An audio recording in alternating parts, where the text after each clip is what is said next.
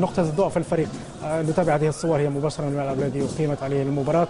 إذا شاهدنا الجماهير يعني مناصري المنتخب الجزائري 16,000 احتفال على أرض الملعب، 16,000 متفرج يعني في مباراة ودية. أشوف شيء إيجابي بالنسبة للفريق، لكن إن شاء الله مثل ما قال مساعد المدرب أن نشاهد الوجه الآخر للمنتخب الجزائري. وهذه يعني المباريات الودية مش مقياس، احنا إذا رجعنا للمباريات الودية مش مقياس.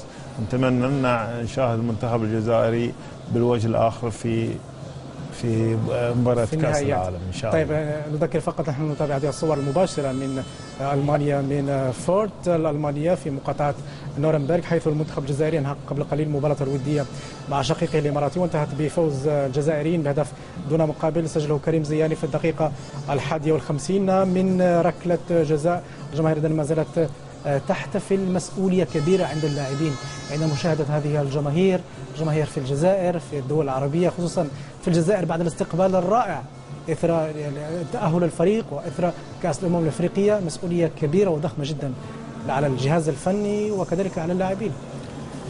يوسف، هذا ليس بجديد على اللاعبين الجزائريين، لأن أينما تلعب الجزائر فهناك جماهير كبيرة.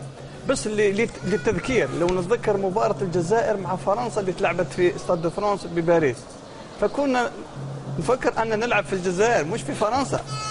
فهذا الجماهير الجزائرية تعشق الكرة، ما لديها إلا الكرة. لو تقول له عندك ابنك هناك والجزائر الكرة تلعب، يروح للكرة. فهذا دعم كبير للمنتخب الجزائري،